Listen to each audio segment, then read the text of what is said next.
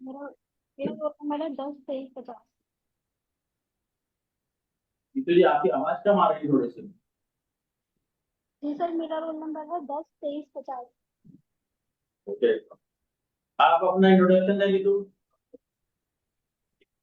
मेरा नाम नीतू है। मैं राजस्थान के जयपुर जिले के बस्सी तहसील की निवासी हूँ। और मैंने अपनी स्कूली शिक्षा अपने गृह जिला से ही समाप्त करी है। उसके बाद 2017 में मैंने अपना ग्रेजुएशन समाप्त किया है राजस्थान विश्वविद्यालय से। और 2019 में मैंने अपना पोस्ट ग्रेजुएशन किया है राजस्थान विश्वविद्यालय के वनस्पति शास्त्र विभाग से। और 2019 से ही मैं अपना शोध कार्य में कार्यरत हूँ राजस्थान विश्वविद्यालय के वनस्पति शास्त्र विभाग से। और मेरा जो शोध का विषय है वो है amelioration of chromium toxicity in cluster bean. और 2021 में मैंने मेरा नेट का एग्जाम क्लियर किया है। और अभी मैं अपने थीसिस राइटिंग का काम कर रही हूँ। और भविष्य में मैं सहायक आचार्य के पद पर रहते हुए अ, बच्चों के साथ अपना जो शिक्षा है उसको शेयर करना चाहती हूँ, अपनी जो नॉलेज है। जी, नीतू जी, आपकी हॉबी है यात्रा करना। जी सर। तो अभी तक आपने कौन कौन से प्लेसेस हैं जहाँ पर आपने नेचुरल यानी कि साइट पर जाकर के यात्रा की और पर्यटन किया हो, वो आप नाम जी बताएं। सर, अभी तक मैंने सरिस्का जो कि अलवर में है, राजस्थान के ही एक जिले में, वहाँ यात्रा करी है। केवला देव जो कि बर्ड सेंचुरी है, भरतपुर में है, वहाँ की यात्रा करी है। और मेघालय में जो मोकलोंग फॉरेस्ट है, सेक्रेड फॉरेस्ट है, वहाँ की भी मैंने यात्रा करी है। नेचुरल जो प्लेसेस। मेघालय के और राजस्थान के फॉरेस्ट में क्या डिफरेंस है? जी सर। मेघालय के जी और सर, एक बार। फॉरेस्ट में क्या डिफरेंस है? मेघालय और। राजस्थान। जी सर, जो जो प्लांट जो राजस्थान में नहीं मिल रहे हैं, जो हम बुक्स में पढ़ते हैं, जैसे कि रोडोडेंड्रन हो गया, और जो रुद्राक्ष वगैरह के जो प्लांट्स है, और फर्न हो गए, मतलब मॉइस्ट, थोड़ा जो वहाँ का जो क्लाइमेट है वो मॉइस्ट क्लाइमेट है। और राजस्थान का जो क्लाइमेट है वो एरिड क्लाइमेट है। तो वहाँ के प्लांट मॉइस्ट क्लाइमेट के अकॉर्डिंग वहाँ के प्लांट्स को हैं। अच्छा, राजस्थान का जो केवला देव नेशनल पार्क है, सेंचुरी है, वर्ल्ड सेंचुरी, उसमें कौन कौन जी से सर। जी सर, वहाँ पे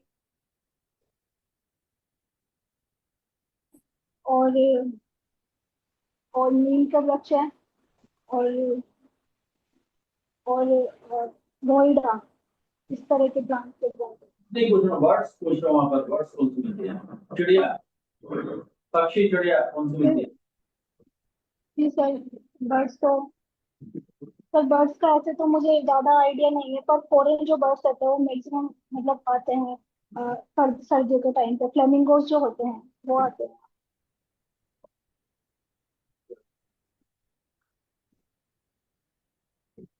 एमपी के नेशनल पार्क बताइए।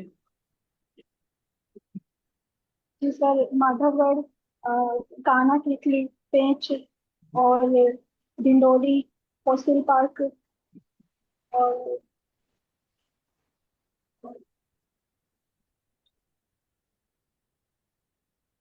जी सर, अभी मैं यही याद कर पा रही एमपी में बायोडायवर्सिटी सबसे ज्यादा कहाँ पर मिलती है? हूँ। एमपी में बायोडाइवर्सिटी, सर जहाँ तक मेरा अनुमान है, इंदौर और भोपाल में शायद ज्यादा मिलती है। आपको ये बताइए, राजस्थान और एमपी में दोनों जगह पर इनकी सहरिया जनजाति पाई जाती है। सहरिया जनजाति। जी, मालूम है जी आपको? सर, सहरिया। जी सर, मैंने पढ़ा है, राजस्थान में भी मिलती है और एमपी में भी मिलती है। राजस्थान में तो उदयपुर का जो इलाका है, उदयपुर के जो आसपास के क्षेत्र है वहां पर मिलती है। और एमपी में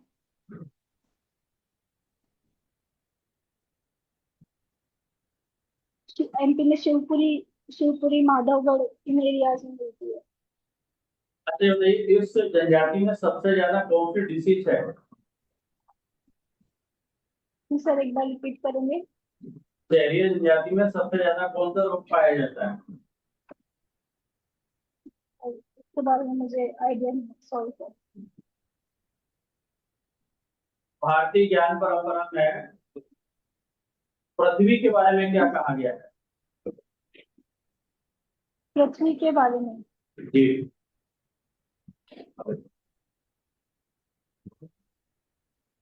जिसे भारतीय ज्ञान परंपरा में, तो इसका नहीं अनुमान लगा पा रही थी पृथ्वी के बारे में क्या कहा है। भारतीय ज्ञान परंपरा में आपका पर्यावरण संरक्षण के बारे में क्या बात की गई है? जी सर, इसका मुझे अनुमान है चलिए, थोड़ी सी। Thank you. हाँ जी दीक्षित जी, आप बताइए, आपने बीरबल साहनी के बारे में सुना है? बीरबल साहनी, मैम एक बार हाँ जी, आवाज आ रही है? हाँ मैम। अच्छा ये बताइए, आपने बीरबल साहनी जी के बारे में सुना है? उनका क्या योगदान है? जी मैम। हाँ बताइए। जी जी मैम, मैंने सुना है बिरबल साहनी। बिरबल साहनी के नाम से मैं, लखनऊ में एक इंस्टीट्यूट है, प्रोफेसर बिरबल साहनी। किससे संबंधित इंस्टीट्यूट है ये?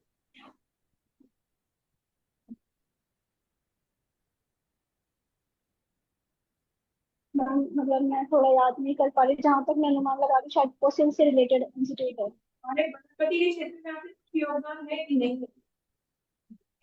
बॉटनी के जी क्षेत्र मैम, योगदान है। में क्या जी योगदान है? मैम, उनका योगदान। आपके योगदान के बारे में बता दीजिए, आप संस्थान के बारे में जानते हैं तो योगदान बता दीजिए। कौन है आगे ये शख्सियत है? कौन कौन है ये? मैम मैं वो नहीं कर पा रही हूँ, मुझे मतलब नाम याद आ रहा है लेकिन सामने इंस्टीट्यूट है, मैंने करके। चलिए कोई बात नहीं। अच्छा ये बताइए, आप पैथोजन क्या होते हैं? पैथोजन पैथोजन जो मैम है ना, डिजीज कॉज करते हैं उनको पैथोजन। थोड़ा तो किसी भी प्रकार, नहीं पढ़ रहा हूँ। हाँ जी बताइए। किसी भी किसी भी प्रकार की जो डिजीज कॉज करते हैं मैम, उनको पैथोजन कहा जाता है। जब पौधों में कुछ रोग उत्पन्न करने वाले कारकों के नाम बताइए। वो कम करने वाले मैम कारक, मैम बैक्टीरिया भी होते हैं, फंगल भी होती है, और वायरस भी। नाम बताइए कि बैक्टीरिया के नाम बताइए जो पौधों में रोग उत्पन्न करते बैक्टीरियल डिजीज है, हैं। हाँ जैसे मैम बैक्टीरियल ब्लाइट हो गई, और जेंथोमेनास सेट्राई, जो कि इसमें नींबू वगैरह में करते हैं। और चलिए सिकल ये सिकल बताइए जो हमारे लिए लाभदायक होते हैं, कुछ ऐसे बैक्टीरिया जो हमारे लिए लाभदायक होते हमारे लिए इकोलाई नाम लाभदायक होता है। हैं। इक्वल, लेकिन हर प्रकार का इक्वल लाभदायक होता है क्या? इक्वल से तो हमको रोग भी होते हैं हर प्रकार नहीं के। मैम, हर प्रकार, हाँ नहीं मैम हर प्रकार का नहीं होता है। आप में तो उतना ही लाभदायक होता है। पर्टिकुलर कार्य से किसी बैक्टीरिया का नाम बताएं तो ठीक था।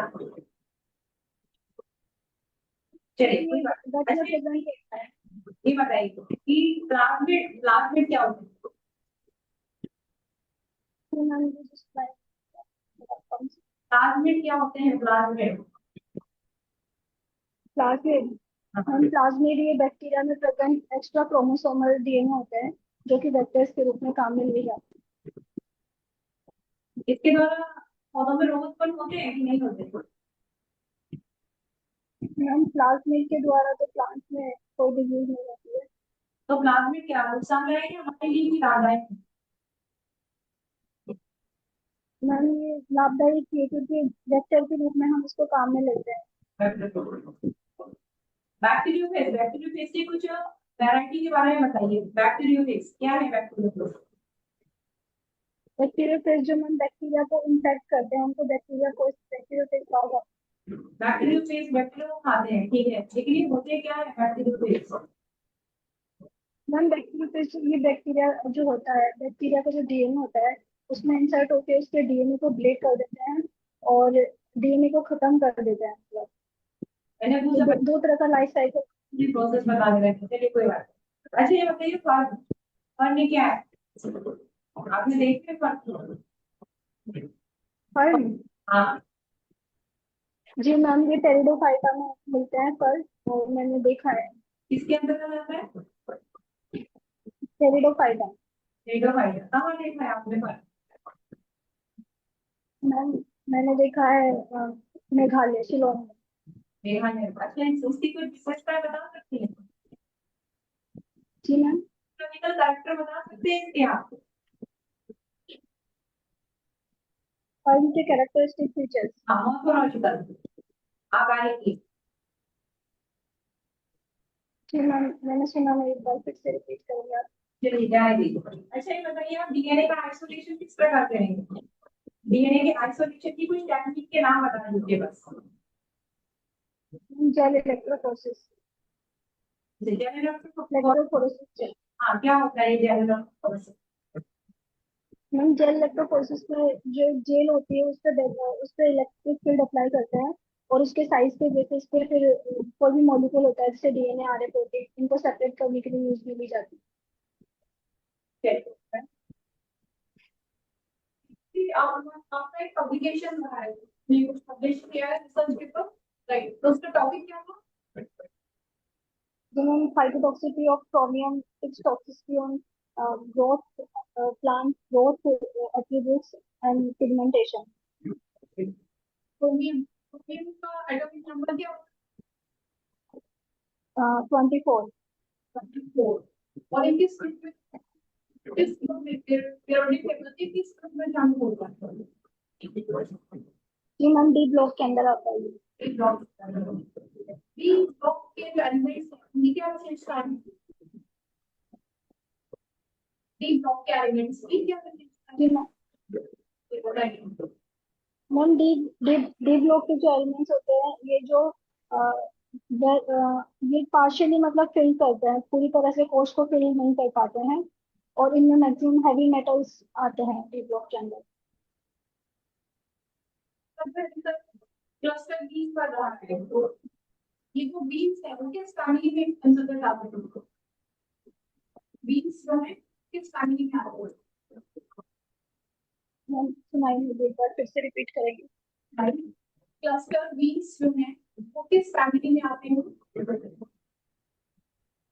अच्छा, नहीं समझ में आया, सॉरी, एक बार फिर से। क्लस्टर क्लस्टर बीन बीन का जो है कॉमन नेम, सामान्य रूप से आम बोलचाल की भाषा में तो क्या कहते हैं? Cluster bean. आपका टॉपिक है ना क्लस्टर बीन। आगे। Cluster bean. हाँ, यस मैम, क्लस्टर बीन। इसका सामान्य नाम। इसका नाम है ग्वार। इसको एमपी में मैम चतुरफली के नाम से भी जाना जाता है। ओके, तो इसका क्या यूज है? इसका कोई मेडिसिनल यूज भी है क्या? और तो मैम इसका मेडिसिनल यूज तो इतना नहीं है, लेकिन मैम इसका इंडस्ट्रियल यूज बहुत ज्यादा है। इससे ग्वार गम एक्सट्रैक्ट किया जाता है, जो कि एक तरह का गम होता है। तो इंडस्ट्रियल यूज इसका बहुत ज्यादा होता है, मेडिसिनल तो इतना नहीं होता है। क्लस्टर बीन का जो है क्रोमोसोम नंबर क्या होता है? Chromosome number ma'am of. जी बताइए। मैम इसका होता है 7n = 20, 14 होता है मैम इसका जो क्रोमोसोम नंबर होता है। कीटोन क्या होता है? कीटोन। मेसोसोम से। कीटोन कीटोन दो होंगे। अरे आप इकोज इकोजोम। इकोस इकोस्टोन इकोटोन। राइट। Ecotone ma'am.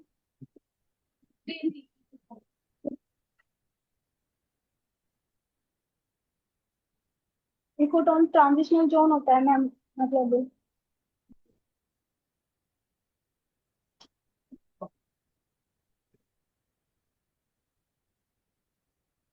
एक मिनट मैम,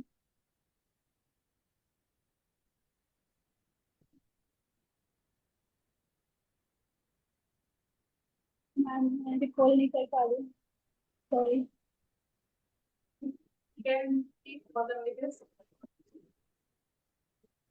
नीतू जी, ये आपका पहला मॉक था क्या, फर्स्ट मॉक है?